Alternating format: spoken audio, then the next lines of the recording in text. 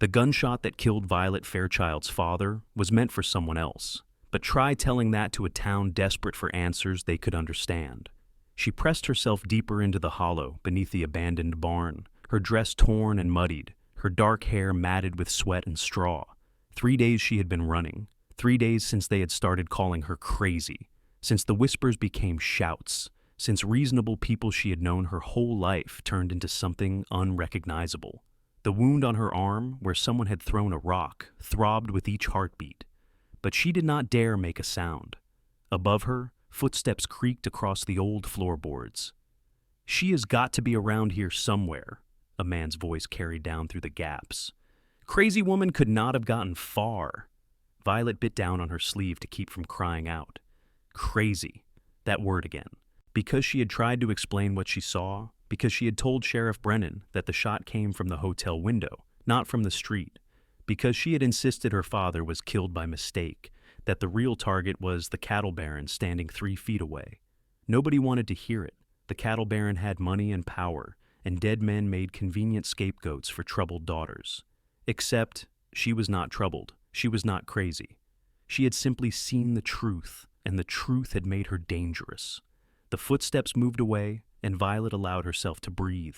Her whole body ached from running, from hiding, from fear that had become as constant as her own pulse. She had nowhere to go. Her mother had died when she was 12, and her father had been her only family in Kearney, Nebraska. Now, in this summer of 1876, she was utterly alone. She waited until darkness fell completely before she crawled out from under the barn. The night air was thick and warm, crickets singing their endless song. Her legs trembled as she stood, and for a moment the world tilted sideways. When had she last eaten? Yesterday morning, she thought. Maybe the morning before. The barn sat at the edge of what used to be the Morrison property, abandoned after the family moved back east 5 years ago. Beyond it stretched open prairie, endless grass rolling toward a horizon she could not see in the darkness. She had no supplies, no food, no water, just the clothes on her back and a terror that sat like ice in her chest. She was about to step toward the prairie when she heard it, the soft, steady sound of a horse walking. Not the thundering approach of the search party, but something quieter, more deliberate. Violet froze, every muscle tense to run, even though she had nowhere left to go. The rider came around the side of the barn, a dark silhouette against the star-filled sky. Tall in the saddle, broad-shouldered, moving with the easy confidence of someone who belonged to this land. The horse stopped 10 feet from where she stood, and Violet realized with a sick feeling that running was pointless. Her legs would not carry her anymore. "Please," she heard herself say, her voice cracking. "Please, I did not do anything wrong." The rider dismounted in one smooth motion. In the starlight, she could see he wore a dusty coat and a wide-brimmed hat. He moved slowly, carefully, like he was approaching a spooked animal. "I know you did not," he said, and his voice was low and steady, with none of the anger she had heard in the townspeople's shouts. "I was there that day. I saw what you saw." Violet's breath caught. "What?" "The shot from the hotel window. The angle was all wrong for a street shooting. Your father never even drew his weapon." The cowboy took another step closer, and she could see his face now. Strong jaw, serious eyes, maybe 25 years old. "I am Owen Whitmore. I work cattle drives through here twice a year. Been doing it for 6 years now." "Then why did you not say anything?" The words came out sharper than she intended, edged with all her fear and exhaustion. "I did. Told the sheriff exactly what I saw. He said I must have been mistaken, that grief could make a daughter see things that were not there." Owen's jaw tightened. "Then I heard how they were treating you, how they were calling you crazy, how they ran you out of town." "They wanted to lock me up." Violet wrapped her arms around herself. "Said I needed to be somewhere I could not hurt myself or others. But I am not crazy. I know what I saw. I believe you." He said it simply, like it was the most obvious thing in the world. "You are not safe here. They will keep searching these buildings. You need to leave Kearney." "I have nowhere to go." Owen was quiet for a moment, and she could feel him studying her in the darkness. "How old are you?" 21. Why does it matter?" "Because you are old enough to make your own choices, and I am about to offer you one." He gestured toward his horse. "I am heading north to meet up with a cattle drive pushing through Wyoming territory. It is hard travel, but you would be safe. You are safe with me now, if you choose to trust me." Violet stared at him, at this stranger who claimed to believe her when her whole town had turned against her. Every instinct screamed that she should not trust anyone, that betrayal waited around every corner. But what choice did she have? Stay here and be caught, locked away in some asylum where they could forget about the inconvenient truth she represented? "I do not know you," she said. "No, you do not. But I am the only person offering you a way out of this mess." Owen's voice was patient. "I will not force you. If you want to take your chances on your own, I will leave you be. But if you are asking whether I mean you harm, the answer is no. I have 3 sisters back home in Texas. If any of them were in your situation, I would hope someone decent would help them." There was something in his voice, a quiet sincerity that cut through her fear. Violet looked back toward Kearney, where lantern lights still flickered in the distance.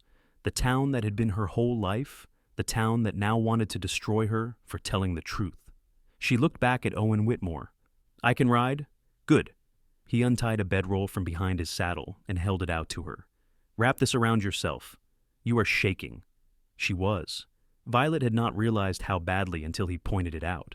She took the bedroll with trembling hands and draped it over her shoulders. The fabric still held warmth from the sun, and she pulled it tight. Owen swung back into his saddle and reached down toward her. "Put your foot in the stirrup. I will pull you up." It took her 2 tries, her exhausted muscles protesting, but then his hand closed around her forearm, strong and steady, and he lifted her up behind him as if she weighed nothing. The horse barely shifted under the added weight. "Hold on to me," Owen said. "We will ride through the night to put distance between you and anyone searching. There is a creek about 10 miles north where we can rest and you can clean up that wound on your arm." Violet hesitated only a moment before wrapping her arms around his waist. He was solid and warm, and for the first time in 3 days, she felt something other than terror. Not quite hope, but maybe the possibility of it. Owen urged the horse forward into the darkness, away from the barn, away from Kearney, away from everything Violet had ever known.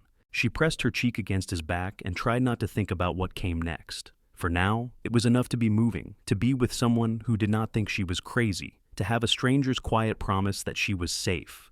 The prairie swallowed them whole, and the night carried them north. They rode for hours in silence. Violet felt herself swaying with exhaustion, her grip on Owen's waist loosening despite her best efforts. Every time she started to slip, he would reach back and steady her without a word. The rhythm of the horse's gait was hypnotic, and the stars overhead seemed impossibly bright away from town lights. When Owen finally stopped, Violet nearly fell trying to dismount. He was there immediately, hands on her waist to guide her down. Her legs buckled the moment they hit ground, and he caught her before she could collapse. "Easy," he said softly. "When did you last eat?" "I do not remember." He helped her to a flat rock near the creek and went to work with quick efficiency. From his saddlebags, he produced jerky, hardtack, and a canteen. He handed them to her and turned his attention to gathering wood for a small fire. Violet ate slowly, her stomach cramping after so long empty. The water was better than the food, cool and clean, and she drank deeply. Around them, the creek burbled over stones, and cottonwood trees rustled in the night breeze. "Let me see that arm," Owen said, once the fire was going. She extended her arm reluctantly. The rock had torn through her sleeve and left a gash that had bled and crusted over. Owen took a clean cloth from his pack, wet it in the creek, and began cleaning the wound with gentle hands. "This will need stitches," he said, examining it in the firelight. "Can you do that?" "I have stitched up plenty of cattle and horses, even a few cowboys. Cannot be much different." He glanced up at her. "It will hurt." "Everything hurts already. What is a little more?" Something that might have been a smile flickered across his face. He prepared a needle and thread while Violet watched, trying not to think about the sharp pain coming. When he began, she bit down on a piece of leather he offered her and focused on the stars overhead, counting them, making patterns, anything to distract from the needle piercing her skin. Owen worked quickly and carefully. When he finished, he wrapped the wound with clean bandages. "That should hold. Keep it dry if you can." "Thank you." Violet's voice was barely above a whisper. "Why are you helping me?" He sat back on his heels, looking at her with those serious eyes. "I told you, I have sisters, but also because what happened to you is not right. Your father was murdered, and instead of finding who did it, they went after you for speaking up. That does not sit well with me. Most people would have looked the other way. I am not most people. He stood and moved to his horse, pulling down another blanket. You should sleep. We will move again at first light. What about you? I will keep watch for a while, make sure nobody followed us. Violet wanted to argue that he needed rest too, but exhaustion was pulling her down like deep water. She wrapped herself in the blanket and lay down near the fire. The ground was hard and the night sounds unfamiliar, but she was asleep within minutes. She woke to dawn light and the smell of coffee. Owen sat across the dead fire, pouring from a small pot into a tin cup. He looked tired, shadows under his eyes, but he handed her the cup without comment. Did you sleep at all? She asked. Enough. He poured himself a cup and took a long drink. We need to move soon. I am supposed to meet the cattle drive tomorrow evening near the Platte River. That is another full day of riding from here. Violet nodded, sipping the bitter coffee. Her arm ached, but the throbbing had lessened. What will I do when we get there? I cannot imagine a trail boss wants a woman on his drive. The trail boss is a man named Jack Cordell. He is rough around the edges but fair. I will talk to him. Worst case, you can travel with the chuck wagon until we reach Wyoming. Cookies always need help, and it keeps you fed and moving. Cookie?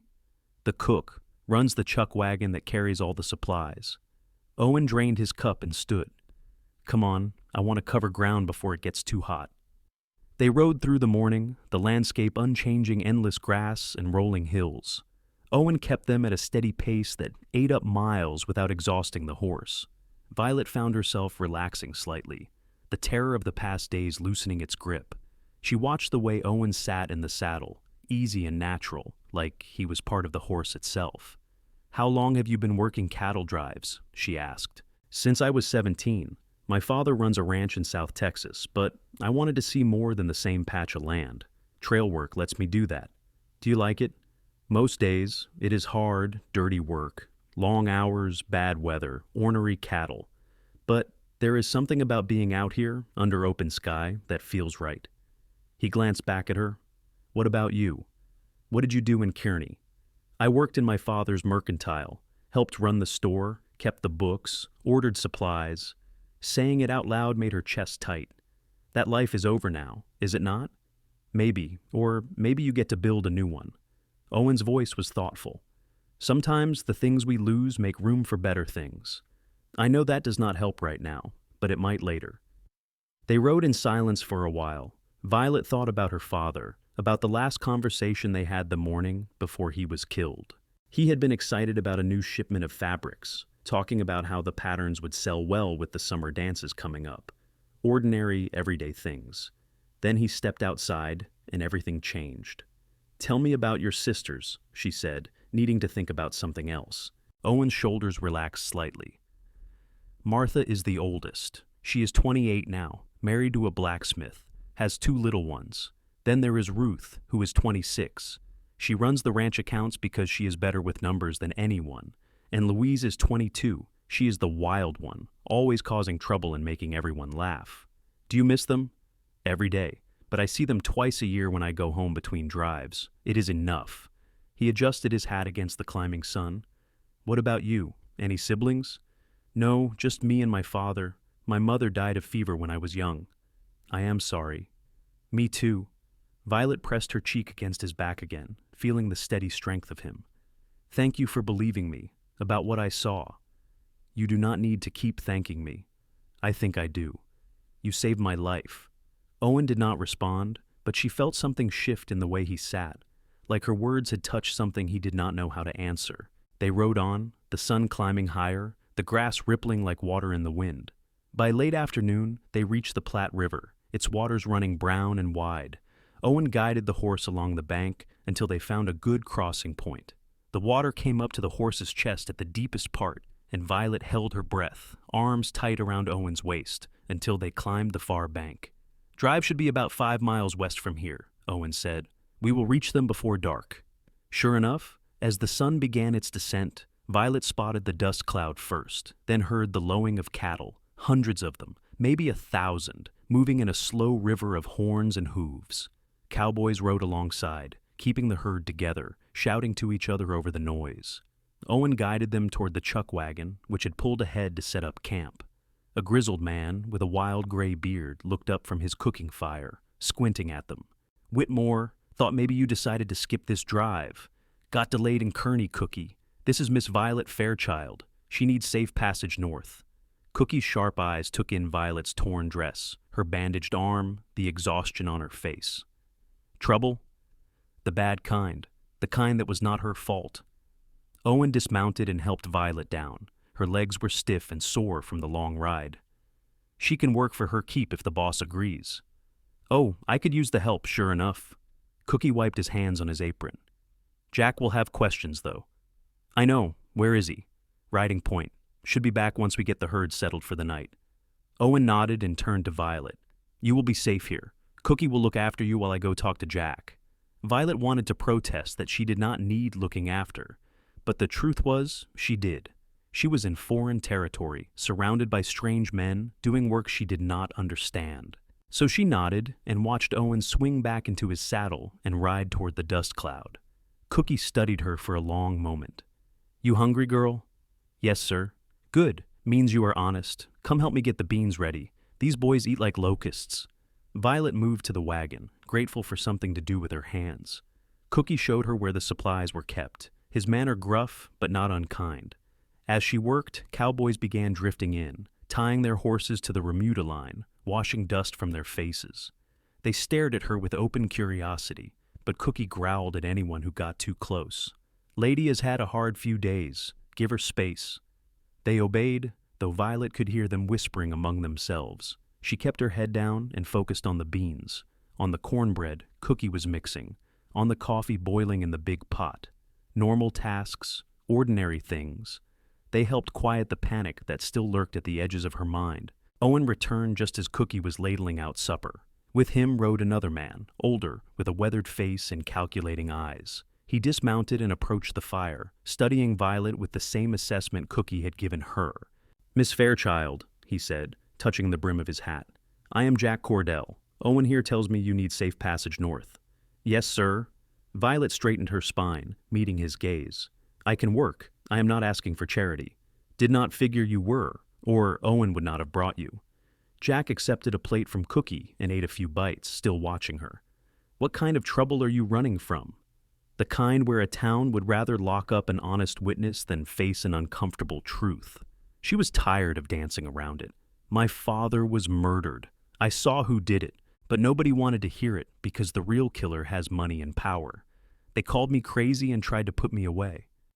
Jack's expression did not change. "And Owen?" "He saw what I saw. He is the only one who believed me." "That sounds about right."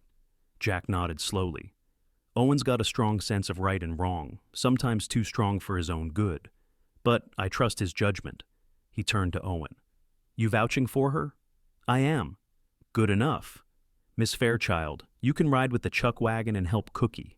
We are pushing to Wyoming territory, should be there in about 3 weeks if weather holds. That work for you?"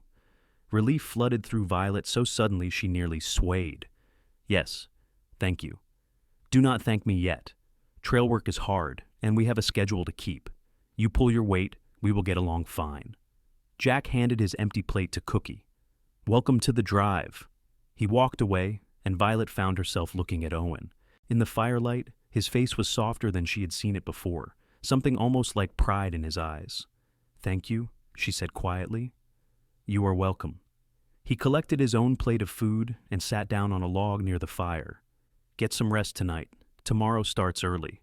Violet ate her supper standing near the wagon, watching the cowboys settle in for the night. Some played cards, others told stories. A few just lay down and went straight to sleep. It was a world completely foreign to her, but Owen's presence made it feel slightly less terrifying. When Cookie showed her where she could bed down under the wagon, away from the men, but still close enough to be safe, she crawled into the space gratefully. The blankets smelled like smoke and horses, but they were warm. Through the wagon wheels, she could see the fire still burning, could see Owen sitting on watch with a few other men. She fell asleep, watching his silhouette against the flames. The next weeks fell into a rhythm that Violet had never experienced before. Up before dawn, helping Cookie prepare breakfast for 24 hungry cowboys. Packing up the wagon and moving with the herd, always staying ahead to set up the next camp. Preparing dinner, cleaning up, falling into exhausted sleep, only to wake and do it all again. It was brutal, exhausting work. Her hands blistered from handling the heavy Dutch ovens, her back ached from bending over the fire, her feet hurt from standing all day. But it was honest work, and nobody called her crazy. The cowboys treated her with respect, probably because Cookie would have taken a frying pan to anyone who did not. And Owen was always there, checking on her when he rode in at night, making sure she had what she needed. They did not have much time to talk. Owen's work kept him with the herd from dawn to dusk, and Violet was busy with the cooking. But sometimes, in the evening, after the men were fed and the camp settled, Owen would sit by the fire near the wagon, and they would have a few minutes to speak. "How is your arm healing?" he asked one night about a week into the drive. "Better. The stitches are holding." Violet sat down beside him, grateful for the chance to rest. "Cookie says I am almost useful now. That is high praise from him. He does not like most people. I think he just pretends to be mean. He is actually kind." Owen smiled, a real smile that changed his whole face. "Do not let him hear you say that. He has a reputation to maintain." Violet found herself smiling back. It felt strange, like using muscles she had forgotten she had. "How much longer until Wyoming?" 2 more weeks, maybe less if we make good time. The herd is moving well." He poked at the fire with a stick. "Have you thought about what you will do when we get there?" She had, but the answers never felt right. "Find work, I suppose. Maybe in one of the towns. I can keep books, do accounts. Someone might need that." "You could." Owen was quiet for a moment. "Or you could come south with us when the drive is done. Texas has opportunities. New towns springing up all the time. You could start fresh where nobody knows your past. That is a long way to go on faith." "True, but you made it this far, did you not?" He looked at her, and in the firelight his eyes were warm. "You are stronger than you think, Violet." Her name and his voice did something to her chest, made it tight and loose all at once. "I did not feel strong in Kearney. You stood up for the truth, even when it cost you everything. That is the strongest thing a person can do." Violet had to look away, because the intensity in his gaze was too much. "Why do you care so much? Really?" Owen was quiet long enough that she thought he might not answer. When he finally spoke, his voice was low. "When I was 19, I saw a man get killed over a card game. Everyone said it was a fair fight, that he drew first. But I saw the dealer slip an extra card to the man who did the shooting, saw him bait the victim into drawing. I told the sheriff what I saw, but nobody cared because the dead man was Mexican and the shooter was white. They told me I was mistaken, that I should keep my mouth shut. What did you do?" "I kept my mouth shut. I was young and scared, and I let an innocent man's death go unanswered." Owen stared into the fire. "I have regretted that every day since. So, when I saw them doing the same thing to you, making you out to be crazy for telling the truth, I decided I was not going to be a coward twice." Violet reached out without thinking and put her hand over his. His fingers were rough and calloused, warm beneath her palm. "You are not a coward. You saved me." Owen turned his hand over, lacing his fingers through hers. The touch sent warmth up her arm, into her chest. "You saved yourself by having the courage to run. I just gave you a horse." They sat like that for a long time, hands joined, watching the fire burn down to embers. Somewhere in the darkness, a cowboy sang a low, mournful song. The cattle lowed softly, settling for the night. The sky overhead was thick with stars. Violet realized, with a strange mixture of sadness and hope, that she had not thought about Kearney all day. The terror of those days was fading, replaced by this new reality of hard work and open sky and Owen's steady presence. She was not sure what that meant or what came next, but for the first time since her father died, she felt like maybe there was a future worth reaching for. Owen's thumb traced gentle circles on the back of her hand. He did not say anything, did not need to. The touch said everything. "You are not alone. I am here. You are safe." Violet leaned her head against his shoulder, and his arm came around her, solid and warm. They stayed like that until Cookie came grumbling out of the wagon, telling them to get some sleep because morning came early. Owen squeezed her hand once before letting go, and Violet crawled under the wagon, with the feeling of his touch still warm on her skin. The drive pushed north through Nebraska and into Wyoming territory. The landscape shifted from flat prairie to rolling hills, then to rougher country with rocky outcroppings and scattered pine trees. The weather turned unpredictable, with sudden thunderstorms that sent the cattle skittering and left everyone soaked to the bone. During one particularly bad storm, lightning struck close enough that Violet felt the hair stand up on her arms. The cattle started to stampede, and suddenly the camp was chaos. Owen rode past at a gallop, shouting for her to stay with the wagon. She and Cookie lashed down everything they could and huddled under the wagon bed while rain poured down and thunder shook the ground. "First stampede?" Cookie yelled over the noise. "Yes. Might not be your last. Just hold tight." It took the Cowboys 3 hours to get the herd under control and back together. When Owen finally rode back into camp, his horse was lathered and he was bleeding from a cut on his forehead. Violet was at his side immediately, pulling him toward the fire where she could see the wound. "It is nothing," he protested, but he let her clean it anyway. "It is not nothing. You could have been killed. Part of the job." But his eyes were soft as he watched her work. "Were you scared? Terrified?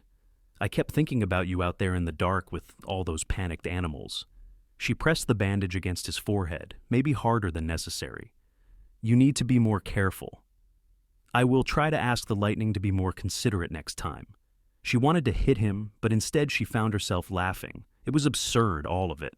A month ago, she had been a shopkeeper's daughter with a quiet, predictable life. Now she was tending to an injured cowboy in the middle of Wyoming territory after a cattle stampede. Nothing made sense, and yet somehow it felt more real than anything she had experienced before. Owen caught her hand when she tried to pull away. "Violet, what? I am glad you are here. Even with the stampedes and the storms, I am glad." Her heart did something complicated in her chest. "I am glad too." They looked at each other in the firelight, and Violet knew something had shifted between them. What had started as gratitude and protection had become something deeper, something that made her pulse quicken when he was near. She could see the same awareness in Owen's eyes, the way his gaze dropped to her mouth before returning to her eyes. But Cookie chose that moment to start banging pots, demanding they all get some food before the night got any later. The moment broke, and Owen released her hand with obvious reluctance. Still, as they ate their late supper, Violet caught him watching her, and every time their eyes met, warmth spread through her chest. The drive reached its destination 3 days later, a town called Rawlins that existed primarily to service the railroad and the ranches spreading across Wyoming. Jack Cordell met with the buyer, negotiated the price, and paid out his men. The Cowboys scattered to the saloons and hotels, eager for baths and beds and whiskey after weeks on the trail. Violet stood near the chuck wagon, suddenly uncertain. The drive was over. Her arrangement with Jack Cordell was complete. She had no job, no plan, nowhere to stay. Owen found her there, still dusty from the trail. "Come with me." "Where?" "To get you a room at the hotel. You have earned a real bed." He offered his arm. "Unless you want to keep sleeping under a wagon." She took his arm gratefully, and they walked into town together. Rawlins was rough and new, with wooden buildings that still smelled of fresh lumber. Men in work clothes moved through the streets, and somewhere a piano played badly. Owen led her to the largest building on the main street, a 2-story structure with "Hotel" painted on a sign above the door. Inside, the clerk looked at Violet's worn and dirty dress with obvious disapproval, but Owen slapped down enough coins for a week's stay and carried up. The man's expression shifted to professional courtesy. "Room 5, top of the stairs," he said, handing Owen a key. The room was small but clean, with a real bed, a washstand, and a window overlooking the street. Violet stood in the middle of it, suddenly overwhelmed. Owen set her small bundle of belongings on the bed. "I will have the hotel send up hot water for a bath," he said, "and you should get some new clothes. There is a general store down the street." "Owen, I do not have money for all this. Jack paid everyone out, including you. Cookie made sure you got wages for the work you did." He pressed a small leather pouch into her hand. "This is yours. You earned it." Violet opened the pouch and stared at the coins inside. More money than she had expected, enough to live on for a while, if she was careful. "I do not know what to say." "Say you will have dinner with me tonight. There is a restaurant 2 doors down. Nothing fancy, but the food is supposed to be good. Owen shifted his weight, suddenly looking uncertain. If you want to, I mean, you do not have to. Violet realized he was nervous, this confident cowboy who had faced down stampedes and carried her across half of Nebraska. The thought made her smile. I would like that. Good. I will come by around 7. He moved toward the door, then paused. Violet? I am glad I found you that night. So am I. After he left, Violet sank down onto the bed, her mind spinning. A month ago, she had been running for her life. Now she was in a hotel room in Wyoming, about to have dinner with a man who made her heart race. The world had turned upside down, but maybe Owen was right. Maybe losing everything had made room for something better. She used the hot water the hotel sent up to wash away weeks of trail dust, scrubbing until her skin was pink and clean. Then she went to the general store and bought a simple but pretty dress in deep blue, along with new undergarments and a pair of sturdy boots. The woman at the store helped her with her hair, pinning it up in a style that made Violet look less like a fugitive and more like a respectable young woman. When Owen knocked on her door at 7, freshly shaved and wearing clean clothes, his eyes widened. You look beautiful, he said. Violet felt her cheeks warm. You clean up well yourself. The restaurant was crowded and noisy, full of ranchers and railroad workers. But Owen found them a table in the corner, and once they sat down, it felt like the rest of the room faded away. They ordered steak and potatoes, and Owen insisted on a bottle of wine to celebrate the successful drive. What will you do now? Violet asked after they had eaten. Go back to Texas? Eventually. The crew has a few weeks off before the next drive. I was thinking about staying in Rawlins for a bit. He paused. Unless you have other plans. I need to find work. I cannot live on these wages forever. The general store owner mentioned she is looking for someone to help with accounts. I told her you were good with numbers. Violet stared at him. You did? I hope that was all right. I just thought, if you wanted to stay here for a while, it might be good to have work lined up. Owen looked uncertain again. But if you want to move on or go back to Nebraska, I understand. No. The word came out quickly, firmly. I do not want to go back, and staying here, if there is work, that sounds good. Relief crossed Owen's face. Good, that is good. They talked late into the evening about everything and nothing. Owen told her about growing up in Texas, about his sisters and his parents' ranch. Violet told him about her mother, about the happier memories of Kearney before everything went wrong. The wine made her bold, and she found herself reaching across the table to take his hand. I do not think I have properly thanked you, she said. You have thanked me plenty. Not for saving my life, for giving me a reason to believe things could get better. She squeezed his fingers. You did more than rescue me. You gave me hope. Owen's expression turned serious. He stood, still holding her hand, and pulled her gently to her feet. Come outside with me. They walked out into the cool night air.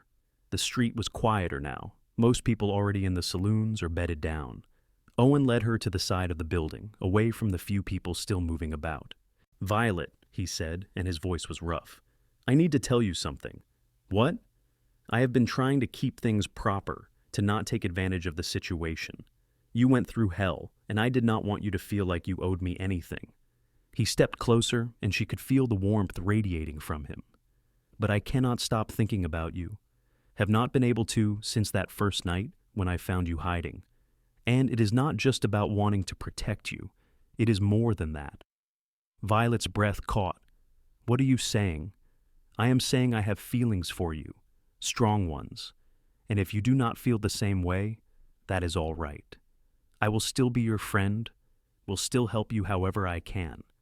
But I needed you to know. She looked up at him, at his honest face and serious eyes, at this man who had risked everything to help a stranger. Her heart felt too big for her chest. I feel the same way, she whispered. Owen's whole body seemed to relax. He raised his hand to her cheek, his touch gentle. Can I kiss you? Instead of answering, Violet rose on her toes and pressed her lips to his.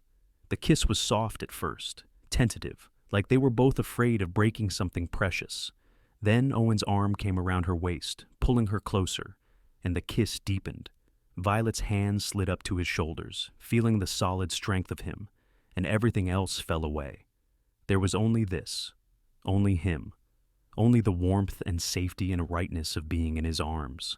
When they finally broke apart, both breathing hard, Owen rested his forehead against hers.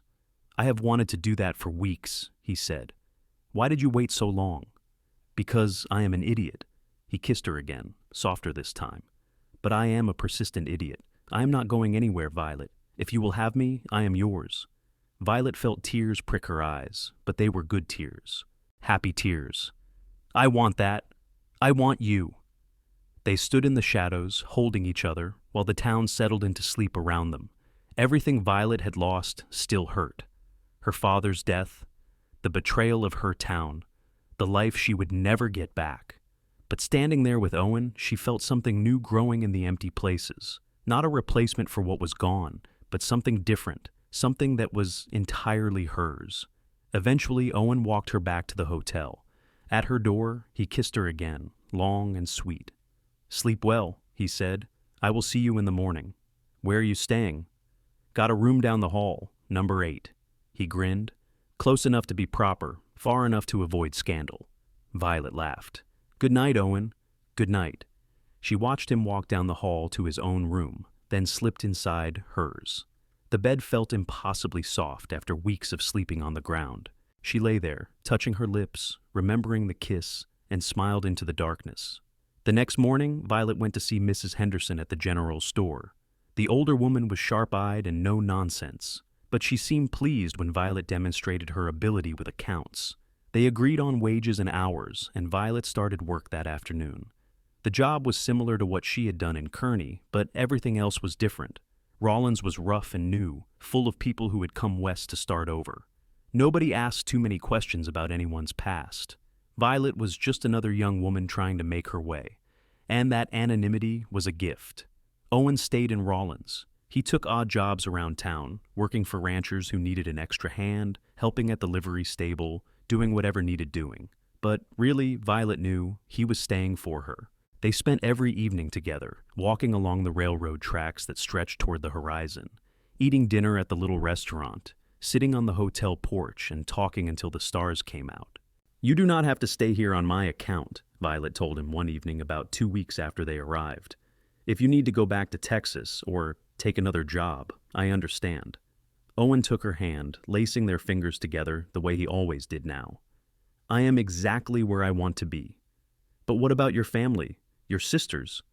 "I will see them in a few months when I head back for the winter. They will understand." He lifted her hand to his lips and kissed her knuckles. "Besides, I am pretty sure I am in love with you, Violet Fairchild. That trumps geography." Violet's heart stopped, then started again at double speed. "You are in love with me?" "Completely, hopelessly." He smiled, but his eyes were serious. "Is that all right?" She thought about everything that had happened, about how this man had appeared when she needed him most, about his steadiness and his kindness, and the way he looked at her like she was something precious, about how safe she felt in his arms, how right. "More than all right," she said, "because I am in love with you too." Owen pulled her close and kissed her right there on the hotel porch, not caring who might see. Violet kissed him back, pouring everything she felt into it. When they broke apart, both of them were smiling. "Marry me," Owen said suddenly. Violet blinked. "What?" "I know it is fast. I know we have only known each other for a couple months, but I have never been more sure of anything." He held both her hands, his grip warm and strong. "Marry me, Violet. Build a life with me. I do not have much, but what I have is yours. My name, my protection, my heart, all of it." Violet's mind raced. It was fast, impossibly fast. But nothing about their story had been slow or careful. It had been wild and desperate and real from the very beginning. And she knew, with absolute certainty, that she wanted this, wanted him, wanted the future he was offering. "Yes," she said. "Yes, I will marry you." Owen let out a whoop and picked her up, spinning her around while she laughed. Other people on the street stopped to stare, but neither of them cared. When he set her down, he was grinning like a fool. "We will do it right," he said. "Find a preacher, have a proper ceremony. Unless you want to wait, send word to your relatives." "I do not have relatives. It was just my father and me." The sadness of that was still there, but duller now. A simple ceremony is perfect. I just want to be your wife." They were married 3 days later in a small church on the edge of town. Mrs. Henderson stood up as witness, along with Jack Cordell, who had stayed in Rawlins to negotiate another cattle deal. Violet wore the blue dress she had bought her first day in town, and Owen wore his best shirt with a string tie.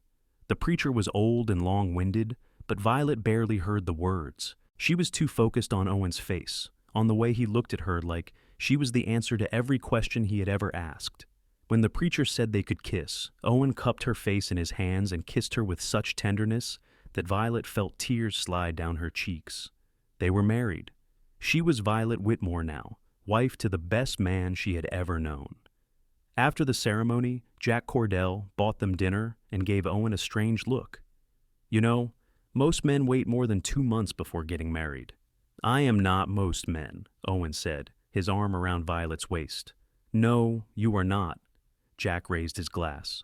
"To Owen and Violet, may your marriage be as stubborn as you are, Whitmore." They drank to that, and Mrs. Henderson offered her own toast about love conquering all obstacles. It was small and simple, nothing like the big weddings Violet had seen in Kearney, but it was perfect. That night, Owen carried her over the threshold of the room he had rented for them, larger than their previous rooms, with a double bed and a view of the mountains in the distance. He set her down gently and closed the door behind them. "Are you nervous?" he asked. "A little," Violet admitted, "but I trust you." Owen kissed her softly. "We will go slow. If anything makes you uncomfortable, tell me, and we will stop. I want this to be good for you." What followed was tender and careful, Owen true to his word about taking things slow. He undressed her carefully, kissing each piece of skin he revealed, murmuring how beautiful she was. When Violet's hands fumbled with his shirt buttons, he helped her, patient and gentle. They came together slowly, learning each other, and when there was a moment of pain, Owen held her close and whispered reassurances until it faded into something better. Afterward, they lay tangled in the sheets, Violet's head on Owen's chest, listening to his heartbeat. His fingers traced lazy patterns on her back. "Are you all right?" he asked. "More than all right. That was perfect. It will get even better. The first time is not always comfortable for women, but it gets easier." Violet propped herself up on her elbow to look at him. "How do you know so much about it?" Owen's cheeks actually colored. "I have had experiences before. Not many, but enough to know what I am doing. I hope that does not bother you." "No, I am glad one of us has some idea what we're doing." She traced the line of his jaw with her finger. "I love you, Owen Whitmore." "I love you too, Violet Whitmore." He pulled her down for another kiss. "Get used to hearing that. I plan to say it a lot." They made love again in the morning, slower and easier this time, and Violet understood what Owen meant about it getting better. Being with him felt natural and right, like they had been doing this forever. Afterward, they lay in bed talking about the future. "I have been thinking," Owen said. "Jack offered me a permanent job running cattle between here and Texas. Good money, steady work. It would mean spending time on the trail, but I would be home between drives." "Home where?" "That is the question, is it not?" He played with a strand of her hair. "We could stay here in Rawlins. You have work you like, and it is a growing town. Or we could go to Texas, be closer to my family. I could work my father's ranch, maybe eventually take it over when he retires." Violet thought about it. Rawlins had been good to her, a place to start over, but it held no special meaning beyond being where she and Owen had found each other. Texas, though, that was Owen's home, where his family lived, where they could build something lasting. "Let us go to Texas," she said. "I want to meet your sisters, and if your father needs help with the ranch, that sounds like a good life." Owen's face lit up. "You are sure? It is a long way from anywhere you have known." "Everywhere is a long way from Kearney now. At least in Texas I will have you and your family." She kissed him. "Besides, I am ready for a real home, not a hotel room or a place I'm just passing through. Somewhere permanent." "Then Texas it is. We can leave after Jack finishes his deal here, another week or so." Owen pulled her close. "Thank you, Violet, for choosing me, for choosing this life. Thank you for finding me, for believing me, for loving me." They stayed in bed most of that day, alternating between talking and making love and sleeping tangled together. It felt decadent and perfect, a stolen slice of happiness after everything they had been through. A week later, they left Rawlins. Jack Cordell gave them 2 horses as a wedding present, and misses. Henderson packed them food for the journey. The trip south took 2 weeks, passing through Colorado and into New Mexico before finally reaching Texas. The landscape changed gradually, becoming drier and hotter, with mesquite trees and rocky outcroppings replacing the pine forests of Wyoming. Owen's family ranch was in the hill country west of San Antonio, 3,000 acres of grazing land with a main house, a barn, and several outbuildings. As they rode up the long drive, Violet's nervousness increased. What if his family did not like her? What if they thought Owen had been foolish to marry a woman he barely knew? But the moment they dismounted, the front door burst open, and 3 women came rushing out. Owen barely had time to brace himself before they mobbed him, all talking at once. "Owen, you did not write that you were coming home. Who is this? Did you bring a woman home? Mother is going to lose her mind. You know that, right?" Owen laughed and hugged each of his sisters in turn. Then he reached for Violet, pulling her forward. "Everyone, this is Violet, my wife." The silence lasted exactly 3 seconds before all 3 sisters started talking again, louder this time. The oldest one, Martha, grabbed Violet's hands. "Wife, you got married and did not even invite us?"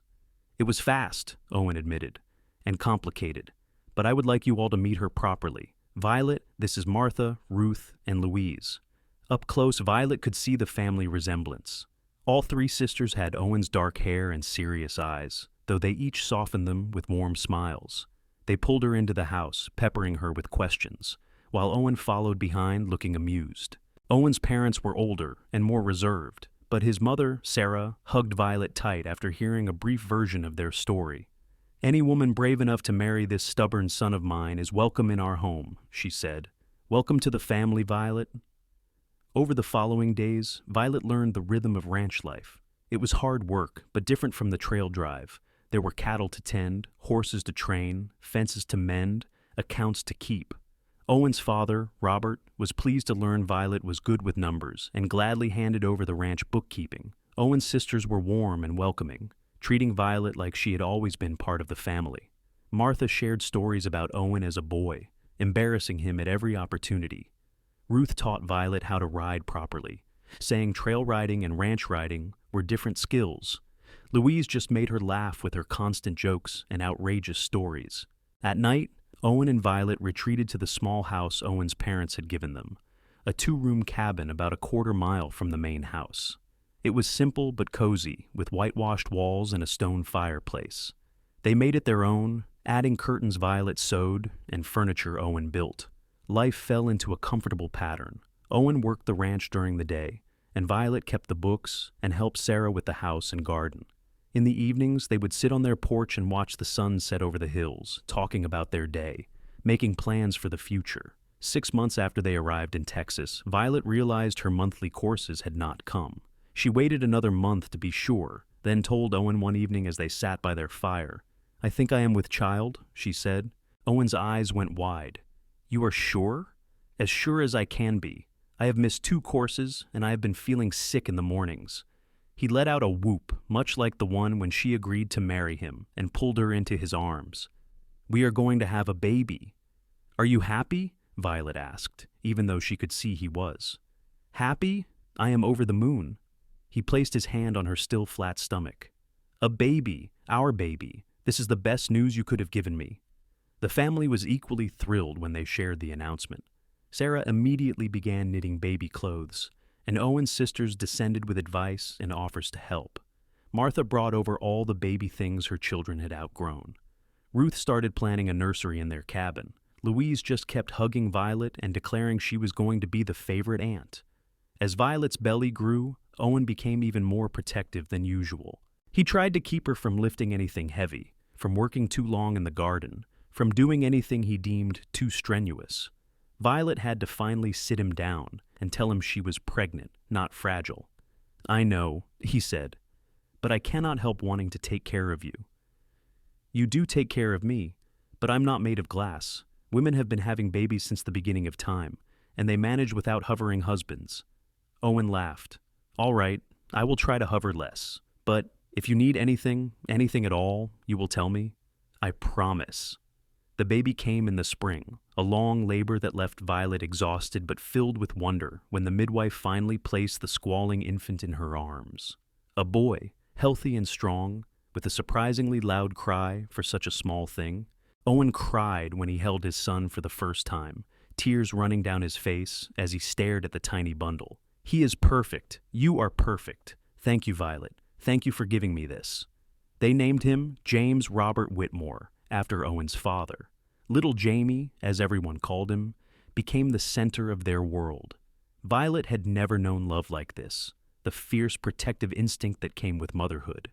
Watching Owen with their son was almost as powerful. He was a natural father, patient and gentle, talking to Jamie constantly, even though the baby was too young to understand. Life became a beautiful chaos of feedings and diaper changes and sleepless nights.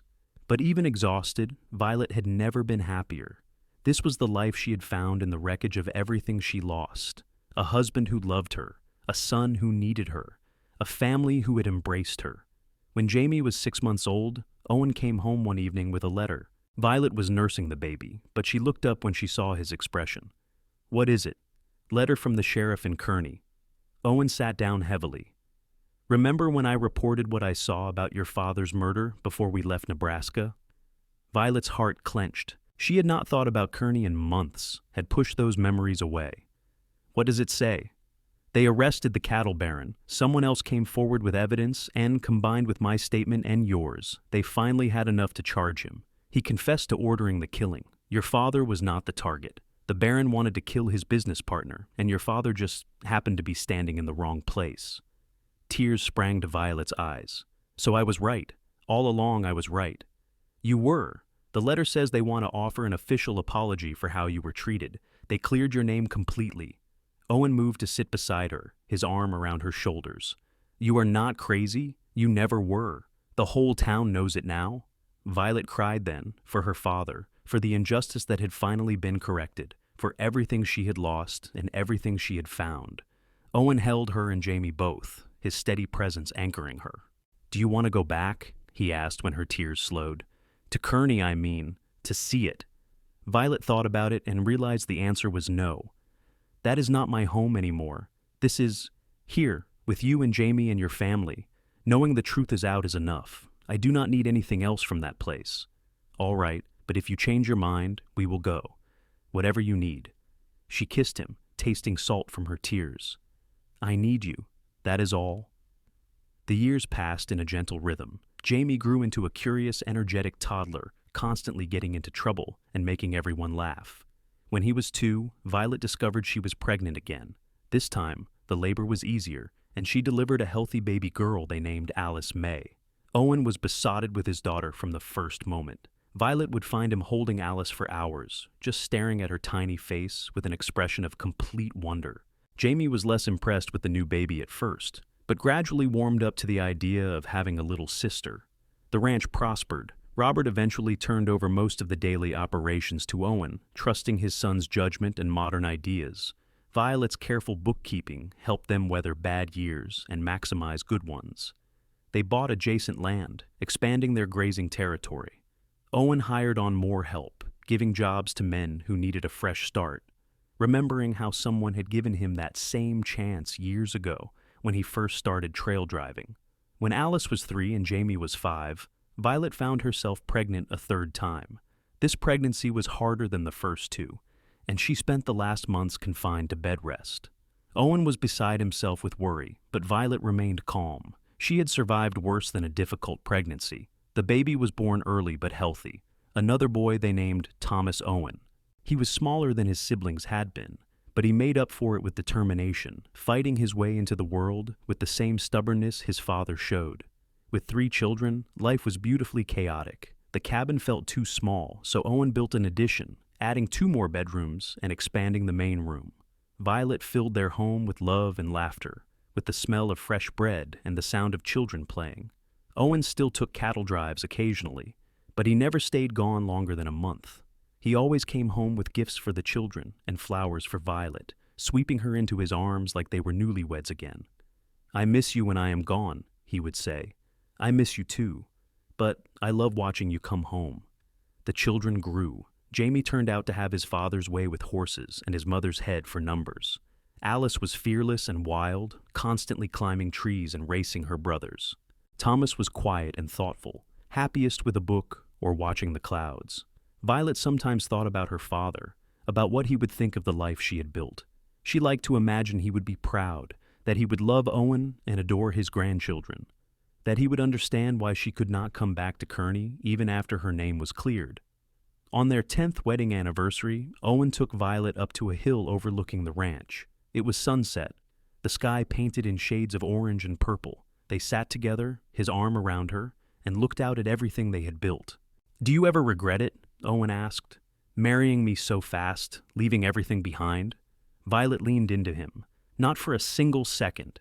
You gave me a life I never could have imagined. 3 beautiful children, a home, a family, love beyond anything I thought possible. You gave me all that too." Owen kissed the top of her head. "That night, I found you hiding in that barn. I thought I was just helping someone in trouble. I had no idea I was finding the woman who would become my whole world. You told me I was safe with you. You kept that promise every single day since." They sat in comfortable silence as the sun sank below the horizon. In the distance, Violet could see the lights coming on in the main house, could hear the faint sound of their children playing with their cousins. This was home. This was family. This was the life that had grown from the ashes of everything she lost. Years continued to unfold in their gentle rhythm. The children grew into capable young adults. Jamie eventually took over more of the ranch operations, showing the same dedication his father had. Alice married a neighboring rancher's son, a good man who could match her spirit. Thomas went to college in San Antonio, studying to become a teacher, but he always came home for holidays. Owen's hair turned gray at the temples, and lines appeared around his eyes. But to Violet, he was still the same man who had found her hiding in that barn.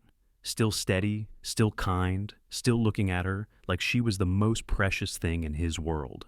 They became grandparents when Alice had twin boys, 2 wild little hellions who reminded Violet of their mother at that age. Jamie married a quiet, sensible woman who was perfect for him, and they had a daughter.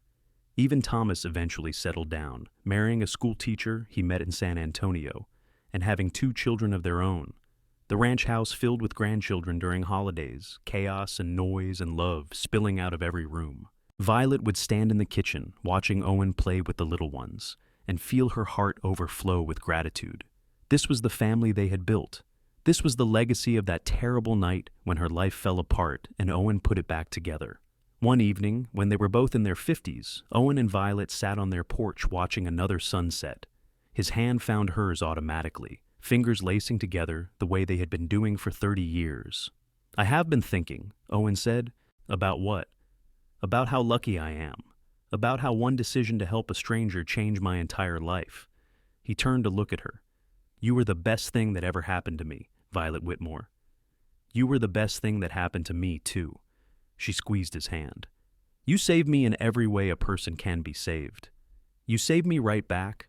I was just drifting before I met you, moving from place to place with no real purpose. You gave me a reason to stay, to build something, to become the man I wanted to be." Violet rested her head on his shoulder. "We saved each other then. I can live with that." They sat together as darkness fell, as they had done thousands of times before. The ranch was quiet around them, peaceful and prosperous. Their children were grown and happy, their grandchildren healthy and loved. Everything Violet had lost that terrible day in Kearney felt like a lifetime ago, like it had happened to someone else. But she knew it had led her here, to this porch, to this man, to this life, and she would not change a single moment of it. As the years advanced further, Owen and Violet moved into the main ranch house after Robert and Sarah passed peacefully in their sleep, months apart. Jamie and his family took over the smaller house, keeping the ranch running smoothly. Owen still rode out with the men most days, refusing to fully retire as long as his body allowed it. When they celebrated their 40th wedding anniversary, the whole family gathered. All 3 children, their spouses, 8 grandchildren, and even 2 great-grandchildren from Alice's twins who had married young. The house overflowed with people and love and noise. Jamie stood to make a toast. "To my parents, who showed us all what real love looks like. Dad, you could have kept riding past that barn. You could have minded your own business, but you did not. And because of that choice, all of us are here. Mom, you could have given up when things got hard, but you did not. You both chose each other every single day for 40 years. That is what marriage is supposed to be. Everyone raised their glasses, and Violet found herself crying happy tears. Owen put his arm around her and kissed her temple. 40 years, he murmured. Feels like both forever and no time at all. I know exactly what you mean. The party went late into the night, filled with stories and laughter. The grandchildren begged for tales of the cattle drives, of how their grandparents met. Owen and Violet told the story together, finishing each other's sentences the way they always did. When everyone finally left, or bedded down in various rooms throughout the house, Owen and Violet retreated to their bedroom. It was the same room Owen had grown up in, now filled with their own memories and mementos. Photographs of their children at various ages. Jamie's first horseshoe he ever made. Alice's wedding bouquet, dried and preserved. Thomas's college diploma. Pictures of all the grandchildren. Quite a life we built, Owen said, sitting on the edge of the bed. Violet joined him, taking his hand. The best life? Do you think about Kearney anymore? Sometimes, less as the years go by. It is strange how something that felt like the end of the world at the time became the beginning of everything good. She leaned against him. My father would have liked you. He always said the measure of a man was in his actions, not his words. You have spent 40 years showing me who you are. And who is that? The best man I have ever known. The love of my life. My partner in everything. She kissed him softly. Thank you for finding me. Thank you for believing me. Thank you for loving me. Always, Owen said. For whatever time we have left, I will always love you. They held each other in the quiet room, listening to the sounds of their family settling in throughout the house. Outside, the Texas sky was brilliant with stars, the same stars that had watched over them for 4 decades. The same stars that had seen a terrified young woman hiding in a barn and a cowboy who chose to help her. The same stars that had witnessed every moment of the life they built together. Time moved forward as it always did. Owen and Violet grew older, their movements slower, their hair completely white. But their love never dimmed.